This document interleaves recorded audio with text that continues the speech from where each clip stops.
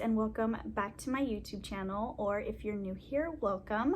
My name is Mariah. I am 20 years old, married, and a first-time mom to a beautiful 6-week-old baby boy. So today's video is going to be all about my breastfeeding tips and tricks. Like I said, I have a newborn at home, so this video is going to be just me talking, putting it all out there. Not going to be much editing because I do not have time for all of that right now. And I'm going to try and make sure I remember to get to everything that I want to talk about. Like I said, this video is definitely not the most organized because I have not had time to sit down and plan out what I'm going to talk about. So this is all just coming from right here and whatever, like I said, whatever I can remember. So we'll see how this goes.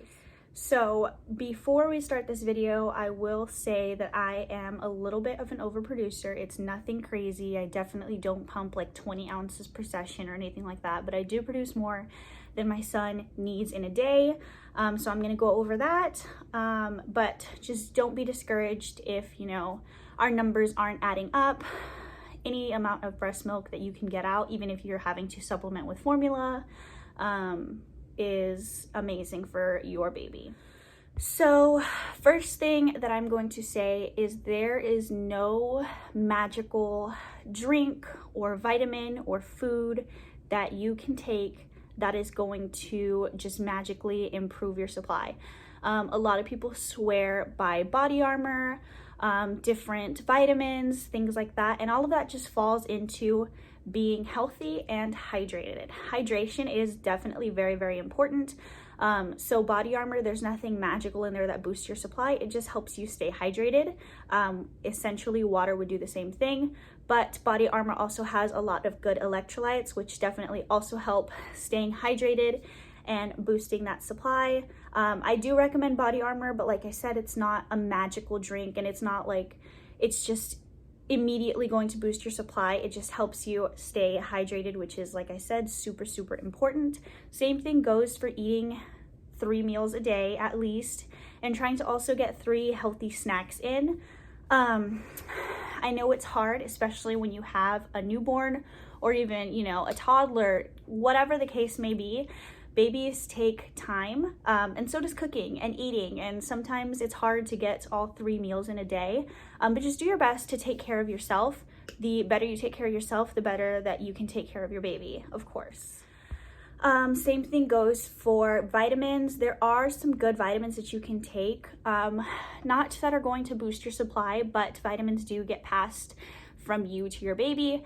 So if you're taking, you know, vitamin B, there's a lot of good ones, and you can Google and say or see what you should take while breastfeeding, because it definitely does get passed to your baby, and it can be very, very good for them. Also, you guys, if you hear me repeating things or I'm stuttering a lot like I did just then, like I said, this video is not scripted. It's not even very well planned out.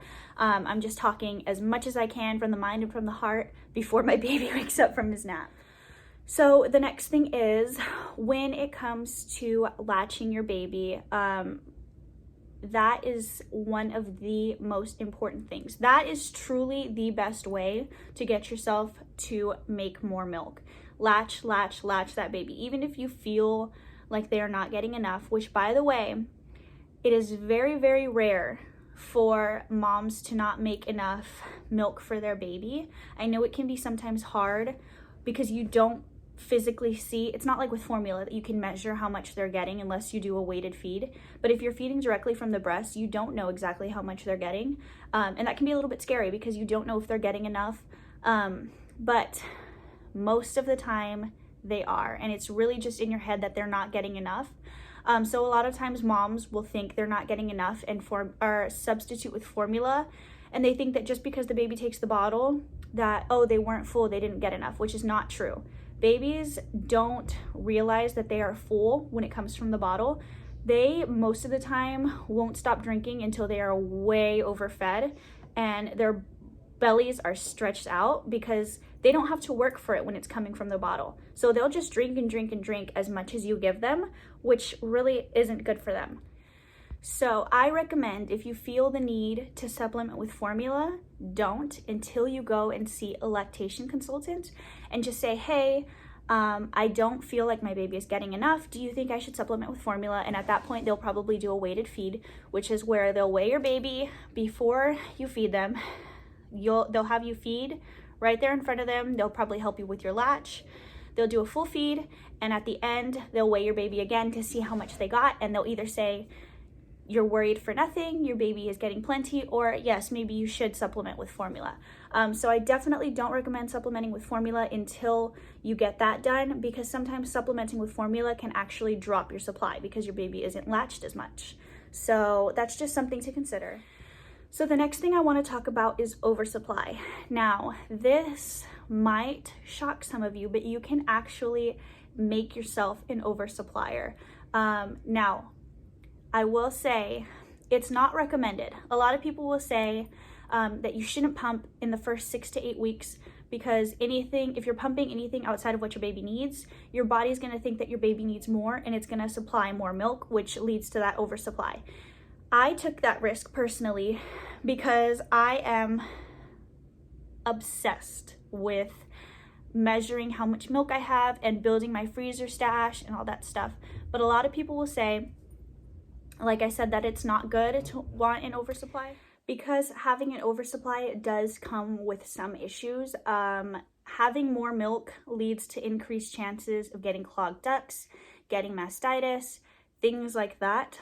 I personally am just really willing to take that risk because I want to ensure that I have not enough, but more than enough milk, especially because I want to breastfeed to a year.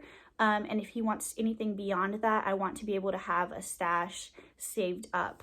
But like I said, I shouldn't be recommending this because it does come with increased chances of things like that.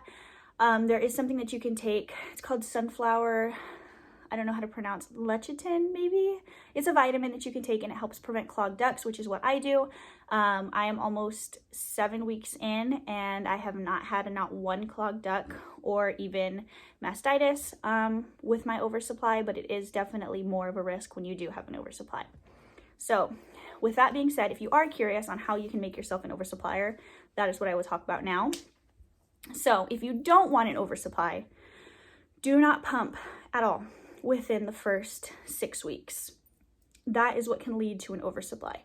Now, if you do want to try and trigger your body into making an oversupply, what I do and what is, I won't say recommended because like I said, it's not, but how you do make yourself have an oversupply is by pumping.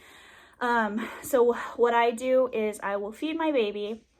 After he's done eating full, I'll pump. And it's normal to get between half an ounce and an ounce in the beginning. And then the more that you keep doing it, your body is going to think, oh, this baby needs more, this baby needs more, and you're going to produce more. And that's really how it works. So now after my baby eats, I'll pump and I'll get 3 to 4 ounces extra. And I do that not after every session, but I do it 3 to 4 times a day, and mostly focusing on at night and early in the morning. That's when I get the most. I usually get 6 to 7 ounces after I feed my baby, which is like a crazy oversupply. So that is how you can trick your body into, making it think that your baby wants more.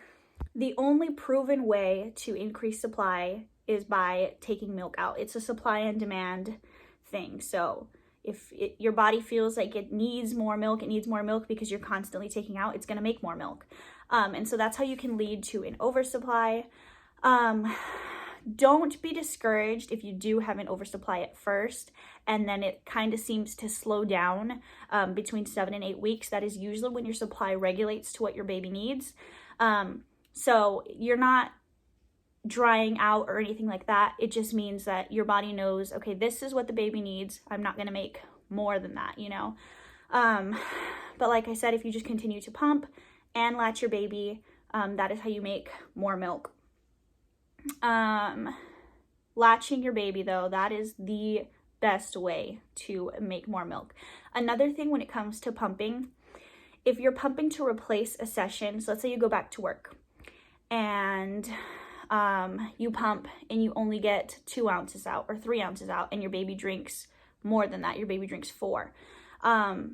Don't be discouraged, because your baby always does better than a pump can. So babies are way more efficient at getting milk out than a pump can. So that is not a sufficient way or an efficient way to measure how much that you are getting out. So if you're thinking, oh no, like when I pump, I only get 2 ounces out, so when my baby's nursing, there's no way that they get enough. Not true at all. If your pump takes out 2 ounces, your baby can probably take out 4. So don't think that you're not making enough just because your pump says you're not. There's many different factors that go into pumping and why your body doesn't make as much when you're pumping than it does when you are nursing your baby. Could be wrong flange size, could be that your body just doesn't react well to that specific pump. It's a lot of mental also. It could be that you're looking at how much you're making and that stresses you out and your body won't make as much. So there's a lot of things that go into it. So if you are not getting as much out as you think you should while pumping, that does not mean that your baby's not getting enough. I promise you that. Also, you guys, a little late in the video to be saying this, but I am not a certified lactation consultant. All of this is just from my personal experience and what I've been told by lactation consultants. So take all of this with a grain of rice. It may work for you, it may not. It may, not even be safe to certify lactation consultants. Like I said, this is just what works for me and what I've learned so far. Anyways, now that we've talked about pumping, I want to talk more about that. I have 4 or 5 pumps, I believe 5, and you definitely do not need that many. I'm just really obsessed, like I said, when it comes to all things breastfeeding, so I wanted to try as many as I possibly could and see what works best for me. One thing that is super important is getting your correct flange size. So I recommend, there's groups on Facebook. There's also tools online to help you measure, but I definitely recommend getting measured to fit your correct flange size, because that can be a really important factor when it comes to how much milk output you're getting. If your flange is too big or too small, it will affect the way that the pump is working and you won't get as much milk as you probably could out. So that is a really big thing. Try and get sized. Another thing when it comes to pumping, if you don't have one of those hands-free wearable pumps like the Willow or the LV, I recommend a good pumping bra. They have them at Walmart, on Amazon, I'm sure a million other places, but that way you don't have to actually hold the flanges in place while you're pumping. If you just put that pumping bra in, stick the flanges in, you're still connected to the wire, still connected to the pump, which is a little bit limiting, but at least you don't have to hold it and you can be on your phone, you can do whatever else you need to do while pumping. So that is a big one. Another thing while pumping is make sure that you're putting some type of lubricant on your nipples before you start pumping. Coconut oil is recommended. I use the organic nipple balm. Anything to just help when it comes to, you shouldn't have any rubbing, but just to make sure that you're as comfortable as possible while pumping. They also recommend not looking at the bottles while you're pumping, because that can stress you out if you're thinking you're not producing enough, and it'll make you produce even less. So they say to, cover the bottles either with socks or just don't look down at all, look at your phone, be distracted. Your body will react best if you are relaxed and happy, calm, not stressing. So that is definitely important when it comes to pumping.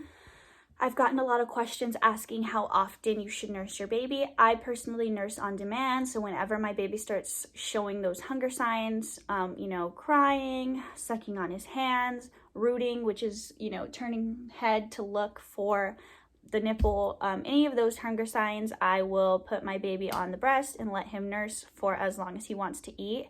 You should never take a feeding baby off of the nipple, unless you're having pain, of course, but don't just cut them off when you think they're done eating. Babies will unlatch when they are done eating most of the time. Sometimes they don't unlatch, but that doesn't necessarily mean that they're eating. A baby can be latched to the breast and not actively eating the whole time. A lot of times babies will comfort nurse which is basically they are using you as a pacifier and not actually drinking. You'll be able to tell the difference because when they are drinking, they do long, stronger sucks, and you can see them swallowing, and when they are just soothing, they will suck a little bit faster, and it looks like they're just sucking on a pacifier, which I usually just let my son do because it really does help with supply. But if you are not wanting to do that, that is when you can unlatch a baby because they're not actively eating. But don't take a baby off in the middle of their eating session. They will, like I said, normally unlatch when they're full. So that's what I was told, to never take a baby off the breast, that they will do it for me. And that is what I do. So the next thing I want to talk about is fore milk and hind milk. So fore milk is the milk that comes out when your baby first starts drinking. And hind milk is more towards the end. So hind milk is more fatty, and I want to say it has more nutrients than fore milk, which is a little bit thinner. So you can tell if your baby has a fore milk, hind milk imbalance when it comes to their poops. So if they have green or mucousy poops, that means that they have a fore milk, hind milk imbalance, and that just means that they're not getting enough of that fatty milk that comes after the fore milk. So the way that you can fix this is, or it normally happens when you have a lot of milk, or you're an overproducer and you have a strong letdown. So let's say your baby nurses from you and you have, like I said, a lot of milk, a strong letdown, and they get 2 ounces of fore milk and only 1 ounce of hind milk. That would be an imbalance, and that just means that, like I said, they're getting too much of that fore milk. So a way to help this or prevent this, there's a couple ways, but you can pump first for a couple minutes, not anything crazy, but just to get that first letdown out of the way, and then feed your baby so that they get more of that hind milk than the fore milk. Or another way to do it is feed only from one breast the whole day. So like, let's say I'll feed my baby from my left breast all day, just from that breast, and the other one I will just pump. So that is another way to help that fore milk, hind milk imbalance. And with that being said, I want to talk about diaper output. So like I said, it can be a little bit stressful thinking about, oh, is my baby getting enough? I don't know if I'm producing enough. I don't know if they're getting what they need. So the best way to tell if they are is by their diaper output. At the beginning, the first couple weeks, they should be having at least 6 wet diapers a day and 2 to 3 pooped diapers a day.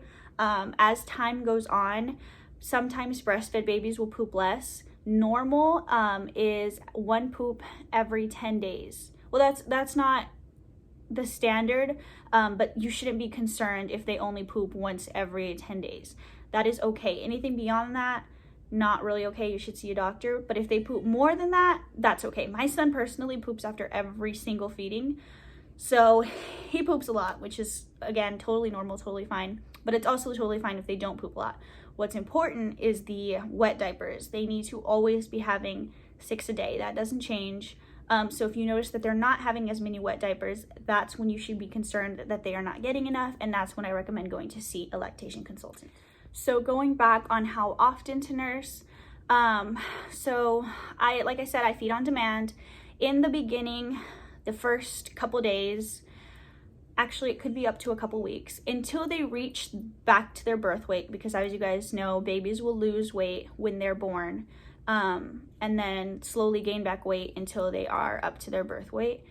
Until they're back at their birth weight, you need to be feeding every 2 to 3 hours. So even if they sleep or they're sleeping longer than 3 hours, you should wake them up to feed. And then once they're back at their birth weight, you don't have to wake them up to feed anymore. They will wake up and you can feed them on demand. But until they reach their birth weight, 2 to 3 hours, nothing beyond that. All right, you guys, don't mind the background noise. That's my Roomba. But this is another thing that I really recommend. I'm down here because I'm about to pump. But these are the Levi, I believe that's how you pronounce it, Levi, heating, warming massagers. So you just put these in your pumping bra and they vibrate and heat, and it's to help stimulate your breasts. for good letdown. This is a product that I believe really, really works. Oh, don't mind the baby. My husband is with him. They're about $60. I definitely recommend when it comes to pumping. All right. I'm really hoping I don't forget anything, but if I do, I'll go ahead and make a part 2. So another thing I want to talk about is getting good nursing bras, nursing tanks, things like that. Super convenient when you can just unclip, pull down, and nurse. They've got cheap ones on Amazon, Walmart, like I said, probably a million other places. But nursing bras are definitely essential, nursing tanks, essential. But I'm sure that's like a given. Most people know that. The next thing I want to talk about is the Haka, a must-have for breastfeeding. The way you use the Haka, I don't have mine right now because I left it at my mom's house, but I 100% recommend. So it's like a silicone breast pump, and it suctions to your boob, and you put it on the opposite side when you're feeding, and it catches all your letdowns. Instead of just dripping into a nursing pad or dripping all over the place, it catches everything, and it is so essential. It also helps because it has this natural suction, so it's also suctioning, not just catching. So when I'm nursing on one side, I'll usually catch 2 to 3 ounces in my Haka, which definitely helps save milk. If you aren't pumping, a lot of moms don't like to pump, and it's very time consuming, so I completely understand. I recommend a Haka to build your stash, because you can just have it on. You don't have to do any work at all, bag it, and you are good to go. I know a lot of women that build their stash solely using the Haka. So if you don't know much about it, since I'm not going into too much detail, I definitely recommend going on Amazon and reading reviews or looking up YouTube videos, because it is amazing. Next thing I want to talk about is latch. So breastfeeding should not be painful. You shouldn't feel burning or pulling or anything like that. It is not painful at all when it's done properly. I will say the first few days, even maybe the first week, can be a little bit painful. It's something that you're not used to, but it shouldn't be, I won't say painful. You should maybe feel a little bit sore, but that's it. Anything beyond that, and you should have a lactation consultant look at your baby's latch, because that means that something's not right. It should not be excruciating, or it should not be something that you don't look forward to due to pain, anything like that. It should feel very comfortable. So a lot of times pain comes from a baby having a shallow latch. So if you want to look up different ways or the best way to latch, there's YouTube videos on that. Like I said, your hospital should have a lactation consultant. If you're not giving birth at a hospital, you can just Google lactation consultants near me, book an appointment, and make sure that latch is good. Another reason that babies could have a bad latch is due to tongue or lip ties. And you can take them to a pediatric dentist to diagnose this. Pediatricians sometimes don't catch them, and sometimes even lactation consultants don't catch them. So the best place to make sure that your baby doesn't have any ties is a pediatric dentist. My son personally had a little bit of a tongue tie, but it was not affecting his latch, so we did not get it corrected. And they said that he will probably grow out of it, so there was no need to do that, but sometimes they do need to be corrected. I personally, of course, my child has never done it, but my brothers have, my mom's babies. And it's a very quick process. They laser it. Baby can be a little bit sore after, but nothing too bad, and you should feel a difference in the latch very quickly. So like I said, it's all about latch. If it's painful, something's not right, and you should get it checked out. Another recommendation that I have is to join support groups. The ones that I like best are on Facebook. You go on Facebook and you can just type in breastfeeding support group or anything breastfeeding related, and they will pop up, and they are so useful. As much as you know, someone will always know more than you.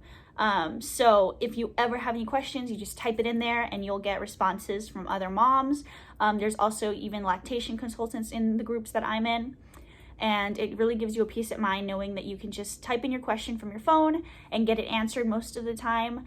So especially if you're a new mom, even if you're not a new mom and you're on your second, third, fifth, whatever child, I definitely recommend, because like I said, as much as you know, someone will always know more. And there are constantly questions when it comes to breastfeeding, especially because most moms will just worry, and it's natural to worry.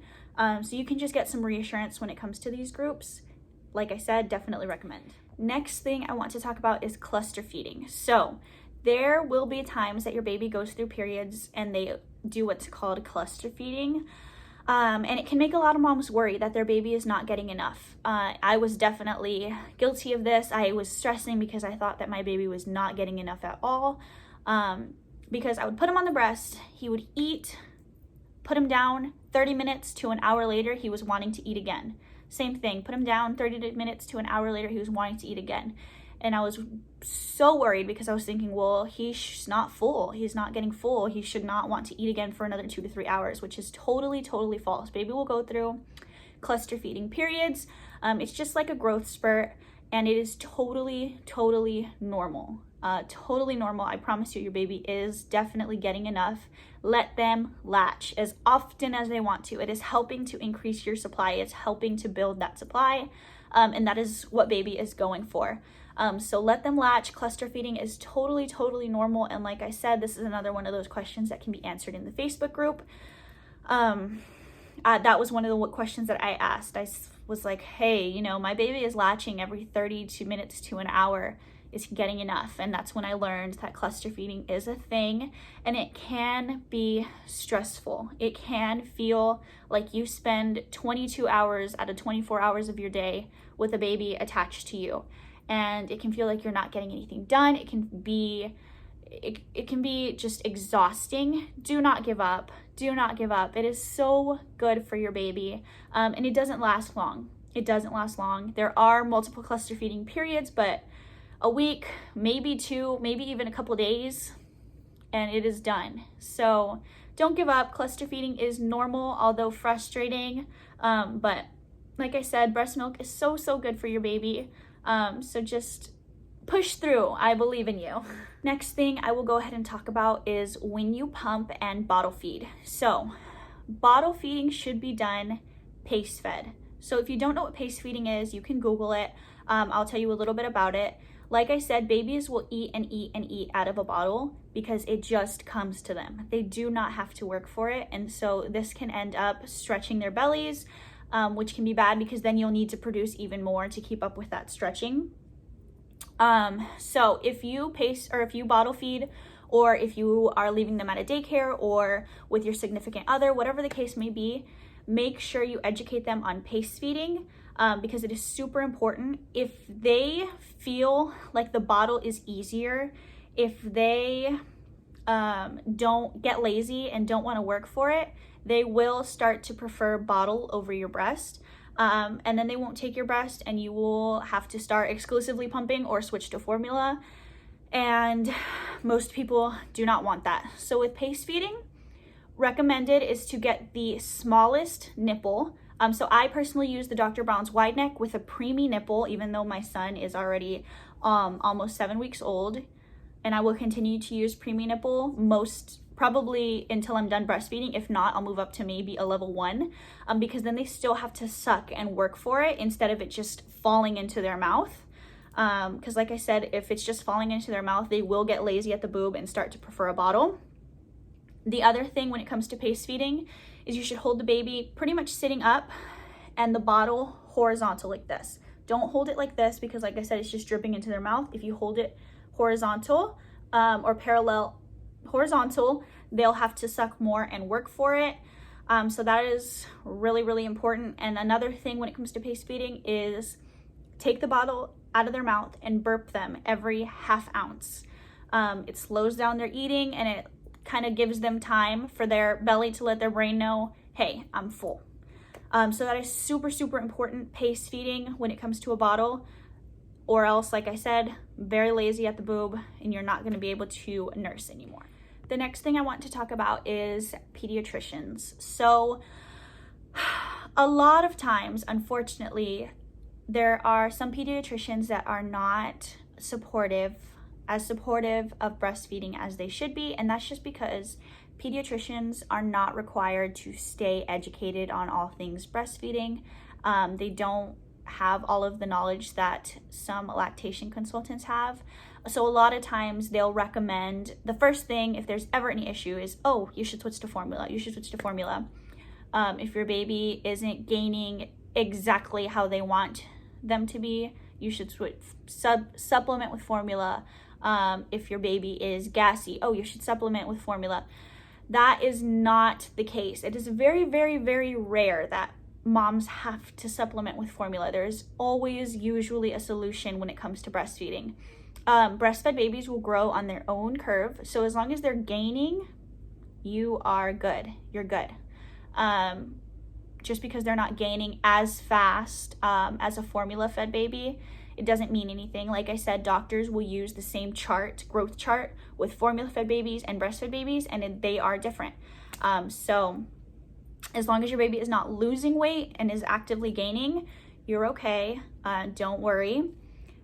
Same thing goes for if your baby is gassy or colicky or whatever the case may be. You don't have to switch to formula. It could be something in your diet. Maybe your baby has a dairy intolerance. So if you cut out dairy, if that's a choice that you are willing to make, your baby, it should improve. So there's always options. And when it comes to nutrition, pediatricians, like I said, are not always the most educated. So when it comes to things like that, I highly, highly recommend speaking with a lactation consultant instead. Okay, don't mind the background noise. I'm heating something up in the microwave, but now I'm gonna show you guys how I store my milk throughout the day and beyond that. So I personally only pump after I'm done nursing my son. Like I said, I do have a little bit of an oversupply, so he doesn't really give me that empty feeling, even though our breasts are never truly empty while breastfeeding. So after he's done nursing, he'll lay down either for his nap or under a little play mat, and I'll go pump, and I'll pump for 15 minutes. You really shouldn't pump for anything beyond 20, maybe 30 minutes, because that can really damage your nipples, and it's really not good for you. So I'll pump for about 15 minutes, and I'll usually get 2 to 3 ounces combined after nursing my son, and I will put that in the fridge. So here is the container that I'm using for right now. I'm working on getting a Dr. Brown's pitcher. It just hasn't come in yet. So I used to fill 1 of these a day. Now I'm filling about 2 of these a day, which is why I'm switching to the pitcher. So after I pump, I will put the bottles that I used to pump in the fridge. Once they get to the same temperature as the rest of the milk, I will combine. And so that's what I'll do after every pumping session. So this is all of the milk combined from all of my pumping sessions today. And at the end of the day, I will separate this into 3 ounce or 4 ounce bags. I will bag it, lay them flat, and once they're frozen, they'll go in the deep freezer. So hopefully that makes sense. Like I said, this is just all the milk collected from my pumping today. Don't combine milk until it is the same temperature, you guys. That's a big one. So I don't dump the milk from each pumping session into this until it's been in the fridge for at least 4 hours. That way it's the same temperature. Then I combine. And this just makes it easier for me. That way I don't have to bag several times a day. I can just do it all at once at the end of the day. Okay, so now I'm going to show you guys the freezing system that I have set up. Like I said, everything that I have in the freezer I'm not an exclusive pumper or anything like that. It's not too crazy. It's not like a super large amount. It's just extra from what my son eats in a day. So I will show you guys now. So once I bag for the day, I will put them in my inside freezer in the door to lay flat and freeze. Don't use the door freezer or the door on the freezer to freeze long term. That's not a good place to put your milk. If you're gonna put them in an inside freezer, or a regular freezer I should say, they should be more towards the back, laying flat. That's really the best way. But I literally just use this fridge to freeze them, and then they get moved to the deep freezer. So let me show you guys my deep freezer situation. So here is my deep freezer. I organize it. Obviously, the oldest goes, you want to get rid of first to newest. So this is from June, and then this is from the first half of July. Obviously, we're still in July, so I'm still collecting. So I just put them in these gallon-sized bags, and then they will be thrown into the deep freezer just like that. Remember guys, they're good in the deep freezer for up to a year, in the regular freezer for 6 months, in the fridge for 3 to 4 days, and at room temp for up to 4 hours, I believe. I'm not sure about the room temp one. All right, you guys, so this video is getting a lot longer than I intended it to be, and I still feel like I have so much to talk about. So if I should make a part 2, or if you have any specific questions that I didn't get to answer, please comment down below, and I would love to do that for you guys. I know I'm only 7 weeks in, but this is something I am so passionate about. Fed is great, but there is no denying that the nutrients in breast milk are what's proven to be best for your baby. There's no shame, absolutely no shame in formula feeding, and I support that 100%, whether you can't produce enough, whether you just don't want to breastfeed, whatever the case may be. Formula is, you know, sufficient in helping your baby grow and make sure your baby is fed and alive, and that is what is most important. So no shame in that. Not knocking formula fed babies at all. I'm just so passionate when it comes to breastfeeding and breastfed babies. There's so many benefits. So I hope that all of you guys who are interested in breastfeeding have the best breastfeeding journey possible. It is amazing, and the bonding experience is like no other. I love it. I love it. I love it. That being said, I know I just threw so much information at you guys, and this video is super long. But like I said, it's something I'm super passionate about, and I'd love to make another video for you guys. But with that being said, I'm going to go ahead and sign off because this is too much for one video. But I hope you guys enjoyed. And if you did enjoy, please don't forget to like, comment, and subscribe, and turn on those notifications so that you get the notification that I have posted my breastfeeding tips and tricks part 2. Also comment down below how far you are into your breastfeeding journey, and what other videos you would like to see me make. Thank you guys so much for watching.